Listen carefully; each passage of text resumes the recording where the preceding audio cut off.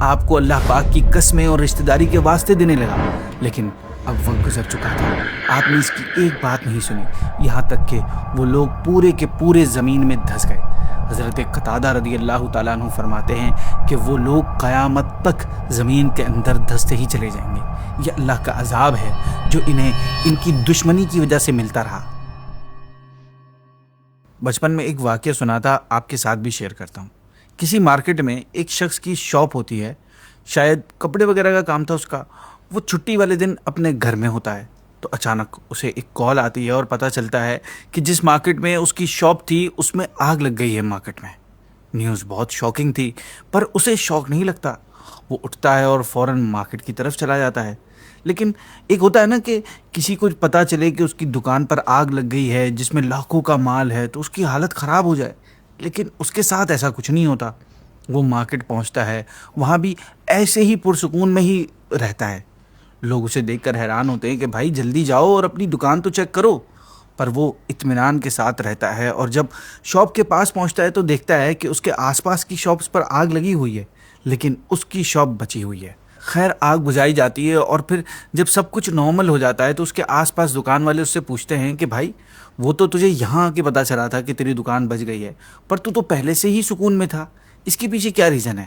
وہ بتاتا ہے کہ میں ہر سال پابندی کے ساتھ اپنے مال کی زکوٰۃ نکالتا ہوں، میں نے کبھی بھی اللہ کے حق میں خیانت نہیں کی، اور میرا ایمان ہے کہ زکوٰۃ مال کی حفاظت کرتی ہے، اس لیے میں پرسکون تھا کہ میرے مال کو کچھ نہیں ہوگا۔ اور دیکھو اللہ نے کیسے میرے مال کی حفاظت بھی فرمائی۔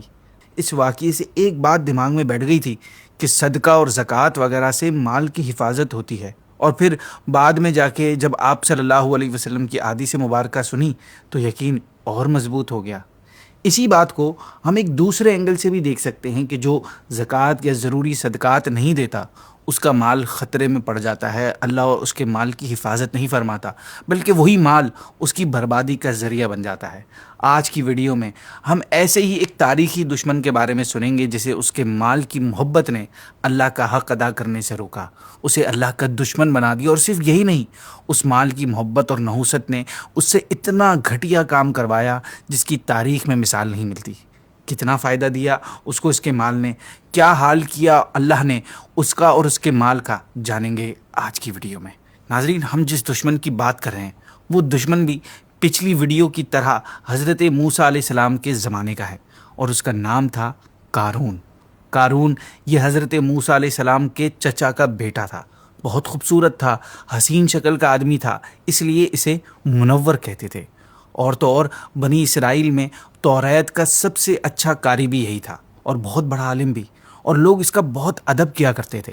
جب یہ غریب تھا تو بہت عاجزی کرنے والا با اخلاق شخص تھا، لوگوں کے ساتھ بہت اچھے طریقے سے پیش آتا تھا، لیکن جیسے ہی اس کے ہاتھ میں مال و دولت آنا شروع ہوئی یہ بالکل چینج ہو گیا اور منافق بن گیا، اور یہ دولت مند اس طرح بنا کہ فرعون نے اسے بنی اسرائیل کا سربراہ یعنی لیڈر بنا دیا تھا۔ اس اعتبار سے یہ بنی اسرائیلی ہو کر بھی ظالم فرعون کا ساتھی تھا، کیونکہ فرعون بنی اسرائیل میں ایسے ہی آدمی کو لگاتا تھا جو ہر معاملے میں اس کے ساتھ وفادار رہے، اور پھر دیکھتے ہی دیکھتے یہ بہت امیر ہو گیا۔ اللہ پاک نے اسے بہت دولت دی، اور پھر ایک وقت ایسا بھی آیا کہ اس کے خزانے اتنے زیادہ ہو گئے کہ صرف ان کی چابیاں اٹھانے کے لیے اسے طاقتور لوگوں کی پوری ایک ٹیم بنانی پڑی، اور پھر وہ سب مل کر اس کے خزانے کی چابیاں اٹھاتے تھے، اور وہ لوگ بھی اس کے خزانوں کی وزنی اور بھاری چابیاں اٹھا کر تھک جایا کرتے تھے۔ جب قارون سوار ہو کر کہیں جاتا تو کئی خچروں پر اس کے خزانے کی چابیاں رکھی جاتی۔ ناظرین تصور کیجئے، امیجن کیجئے، اتنا امیر آدمی کہ اس کے خزانے نہیں بلکہ اس کے خزانے کی چابیاں ایک پوری طاقتور ٹیم اٹھا رہی ہے، اور پھر اسی دولت نے قارون کو اسلام کا دشمن بنا دیا، اور وہ کتنا بد اخلاق اور مغرور ہو گیا اس کا اندازہ آپ اس واقعے سے لگائیے کہ ایک مرتبہ ہفتے کے دن قارون بہت اتراتے ہوئے اس انداز سے نکلا کہ اس نے اپنے اوپر سونے کی زین ڈالی ہوئی تھی، سفید رنگ کے خچر پر بہت قیمتی اور شاندار کپڑے پہنے ہوئے تھے، اور اتراتے ہوئے جا رہا تھا۔ اس کے ساتھ ہزاروں خادمائیں اور غلام بھی تھے جو کہ زیوروں سے بھرے ہوئے ریشمی لباس پہنے اور سجے ہوئے گھوڑوں پر سوار تھے۔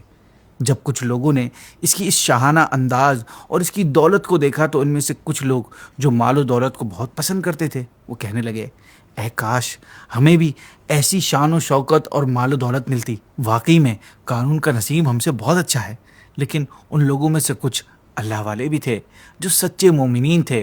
انہوں نے جب قارون کو اتراتے ہوئے اور اپنی دولت کے نشے میں مست دیکھا تو ان سے کہا کہ قارون، اتنا اکڑ مت، غرور اچھا نہیں ہے، اور اللہ کا ناشکرہ مت بن، ورنہ اللہ کی محبت سے دور ہو جائے گا۔ یہ جو اللہ کی نعمتیں تیرے پاس ہیں نا، انہیں اللہ کو خوش کرنے والے کاموں میں خرچ کر، تاکہ آخرت میں تیرا حصہ ہو جائے۔ انہوں نے ان سے کہا، اچھا کھا، اچھا پی، اچھا پہن، جائز نعمتوں سے فائدہ اٹھا، حلال چیزیں اور حلال کام کر، لیکن جہاں اپنا خیال رکھ وہیں ضرورت مندوں کا بھی خیال رکھ، جہاں اپنے نفس کو نہ بھول وہاں اللہ کے حق کو بھی نہ بھول۔ جس طرح تیرے نفس کا تجھ پر حق ہے، اسی طرح تیرے مہمان کا بھی تجھ پر حق ہے، تیرے بال بچوں کا بھی تجھ پر حق ہے، مسکین اور غریب کا بھی تیرے مال میں حصہ ہے۔ ہر حقدار کا حق ادا کر، اور جیسے اللہ نے تیرے ساتھ سلوک کیا ہے، تیرے ساتھ معاملہ کیا ہے، تو اوروں کے ساتھ بھی سلوک اور احسان کر۔ اپنے اس غلط ایٹیٹیوڈ کو بدل دے اور اللہ کی مخلوق کو تکلیف دینا بند کر دے۔ اللہ فسادیوں سے محبت نہیں کرتا۔ ناظرین، آپ نے سنا ایمان والوں نے کتنے پیارے اور خوبصورت انداز میں قارون کو نصیحت کی، لیکن چونکہ قارون اپنی مال و دولت کے نشے میں بالکل اندھا ہو گیا تھا، لہٰذا اسے ان اللہ والوں کا نصیحت کرنا پسند نہیں آیا۔ نصیحت قبول کرنے کے بجائے وہ الٹا ان پر بھڑک گیا اور انہیں جواب دیتے ہوئے کہا کہ تم کس احسان کی بات کرتے ہو؟ کون سا فضل؟ مجھے تو یہ مال میرے علم کی وجہ سے ملا ہے، میں اس دولت کو اپنے علم اور اسکل کی وجہ سے ڈیزرو کرتا ہوں، تو اللہ نے مجھے یہ دیا ہے۔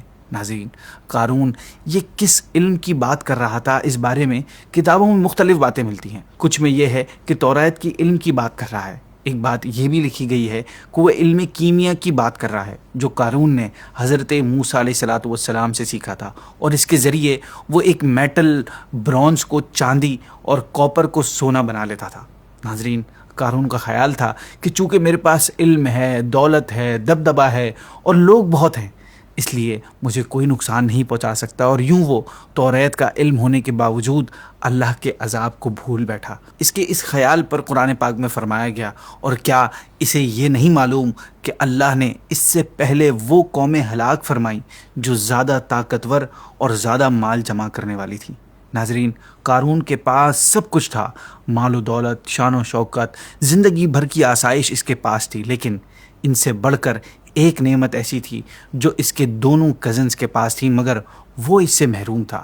وہ اپنی ساری دولت دے کر بھی اس چیز کو نہیں خرید سکتا تھا، وہ چیز تھی نبوت، اور اسی نعمت کی وجہ سے اسے حضرت موسیٰ اور حضرت ہارون علیہ السلام سے حسد ہونے لگ گیا، اور پھر ایک ایسا موقع آیا کہ اس نے اپنے حسد کا اظہار کر کے اپنے اسلام دشمن ہونے کا پورا ثبوت دے دیا۔ واقعہ کچھ اس طرح ہے کہ حضرت موسیٰ علیہ السلام نے جب بنی اسرائیل کو دریا پار کروایا تو اس کے بعد قربانیوں کا انتظام حضرت ہارون علیہ نبی جناب علیہ السلام کو دیا گیا۔ بنی اسرائیل اپنی قربانیاں حضرت ہارون کے پاس لاتے اور وہ ان قربانیوں کو ایک خاص جگہ پر رکھ دیتے، اور وہاں آسمان سے آگ اتر کر ان کو چلا دیتی۔ تو ہوا کچھ یوں کہ قارون حضرت ہارون کی اس ڈیزینیشن پر حسد ہوا، یعنی وہ ان سے جلنے لگا، اور اس نے حضرت موسیٰ سے کہا کہ اب تو رسول بن گئے ہیں آپ، اور قربانی کی ذمہ داری آپ نے حضرت ہارون کو دے دی، مجھے آپ نے بالکل چھوٹا بنا دیا اور مجھے کوئی ایسی اہم ڈیوٹی نہیں دی، حالانکہ میں توریت کا بہترین قاری ہوں۔ حضرت موسیٰ علیہ السلام نے فرمایا کہ یہ ذمہ داری حضرت ہارون کو میں نے خود سے نہیں دی بلکہ اللہ پاک کے حکم سے دی ہے۔ قارون نے کہا، خدا کی قسم مجھے آپ کی بات پر یقین نہیں ہے، جب تک آپ مجھے اس بات کا پروف نہیں دیں گے میں آپ کی بات نہیں مانوں گا۔ اس کی یہ بات سن کر حضرت موسیٰ نے بنی اسرائیل کے سرداروں کو جمع کیا اور ان سے فرمایا کہ اپنی لاٹھیاں یعنی اسٹکس لے آؤ۔ وہ سب لاٹھیاں لے آئے تو حضرت موسیٰ نے ان سب لاٹھیوں کو اپنے کمرے میں جمع کیا اور رات بھر بنی اسرائیل کے لوگ ان لاٹھیوں کا پہرا دیتے رہے۔ اب جب صبح ہوئی اور کمرے میں دیکھا گیا تو حضرت ہارون علیہ السلام کی لاٹھی سرسبز ہو گئی تھی، یعنی اس میں پتے نکل آئے تھے۔ حضرت موسیٰ نے فرمایا، اے قارون، اب تو مانتا ہے نا کہ حضرت ہارون کی ذمہ داری اللہ کی طرف سے ہے؟ قارون نے کہا، یہ آپ کا جادو ہے۔ حضرت موسیٰ نے پھر بھی اس کے ساتھ بہت اچھی طرح پیش آئے، لیکن وہ پھر بھی آپ علیہ السلام کو ہر وقت تکلیف دیتا تھا، اور اس کی دشمنی حضرت موسیٰ کے ساتھ روز بروز بڑھتی جا رہی تھی۔ پھر ایک مرتبہ ایسا ہوا کہ قارون نے ایک مکان بنایا جس کا دروازہ سونے کا تھا اور اس کی دیواروں پر سونے کے تختے لگائے ہوئے تھے۔ بنی اسرائیل کے لوگ صبح و شام اس کے پاس آتے، کھانا کھاتے، باتیں کرتے اور ایسے ہنسایا کرتے تھے، اور اس کی زندگی اس طرح گزر رہی تھی۔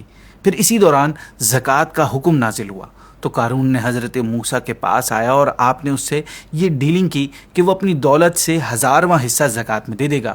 لیکن جب گھر جا کر اس نے کیلکولیشن کی تو اس کے مال کا 1000واں حصہ بھی بہت زیادہ بن رہا تھا۔ یہ دیکھ کر اس کا دل بدل گیا اور زکوٰۃ ادا کرنے کی اس کی ہمت نہیں بنی۔ اس نے بنی اسرائیل کے بہت سارے لوگوں کو جمع کر کے کہا کہ تم نے حضرت موسیٰ کی ہر بات مانی ہے، اور دیکھو وہ اسی چیز کا فائدہ اٹھا کر اب تمہارا مال بھی لینا چاہتے ہیں، تو تم لوگ اس بارے میں کیا کہتے ہو؟ یعنی وہ خود زکوٰۃ نہیں دینا چاہتا تھا، تو اس نے دوسرے لوگوں کو بھڑکانا شروع کر دیا، ورگلانا شروع کر دیا۔ انہوں نے کہا کہ آپ ہمارے بڑے ہیں، جو آپ چاہیں حکم دیجئے، ہم آپ کی ہر بات پر عمل کریں گے اور ہم آپ کے ساتھ کھڑے ہیں۔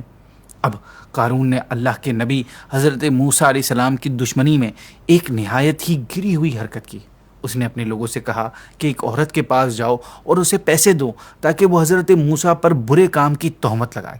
جب ایسا ہوگا تو بنی اسرائیل حضرت موسیٰ کو چھوڑ دیں گے۔ چنانچہ قارون نے اس عورت کو بہت سارا مال اور بہت سے وعدے کر کے یہ تہمت لگانے پر تیار کر لیا۔ پھر وہ دوسرے دن بنی اسرائیل کے لوگوں کو جمع کر کے حضرت موسیٰ کے پاس آیا اور کہنے لگا، بنی اسرائیل آپ کا انتظار کر رہے ہیں اور آپ کا بیان سننا چاہتے ہیں، آپ آئیں اور انہیں بیان سنائیں۔ حضرت موسیٰ تشریف لائے اور بنی اسرائیل میں کھڑے ہو کر فرمایا، اے بنی اسرائیل، جو چوری کرے گا اس کا ہاتھ کاٹا جائے گا، جو بہتان لگائے گا اسے 80 کوڑے لگائے جائیں گے۔ یہ سن کر قارون کہنے لگا، یہ حکم سب کے لیے ہے یا صرف ہمارے لیے؟ حضرت موسیٰ نے فرمایا، سب کے لیے، چاہے میں ہی کیوں نہ ہوں۔ جب آپ نے یہ فرمایا تو قارون نے اپنی چال چلی۔ اس نے کہا کہ بنی اسرائیل کے ان لوگوں کا خیال ہے کہ آپ نے فلاں عورت کے ساتھ گناہ کیا ہے، معاذ اللہ۔ آپ علیہ السلام نے فرمایا کہ اسے بلاؤ۔ جب وہ عورت سامنے آئی تو آپ نے اس سے فرمایا، اے عورت، تجھے اس ذات کی قسم جس نے بنی اسرائیل کے لیے دریا پھاڑ کر اس میں سے راستے بنائے اور توریت نازل کی، تو بالکل سچ سچ بتا کہ اصل بات کیا ہے۔ حضرت موسیٰ کے ان جملوں نے اس عورت کے دل میں اللہ کا خوف بٹھا دیا۔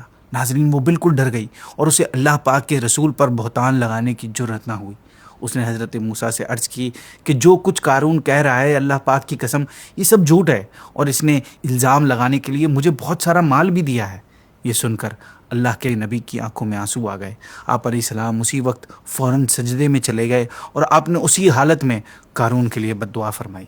ناظرین، یہ قارون کے لیے کتنی بڑی بدبختی تھی۔ اگر کوئی عام سا مظلوم ہونا ٹوٹے دل کے ساتھ اللہ پاک کی بارگاہ میں ظالم کے لیے بد دعا کرتا ہے تو ساتھ وہ آسمان کو چیرتے ہوئے جاتی ہے وہ بد دعا۔ اندازہ لگائیے کہ حضرت موسیٰ کی دعا کا کیا اثر ہوگا، جو اللہ کے نبی ہیں، اور پھر آپ نے وہ روتے ہوئے دعا مانگی تھی۔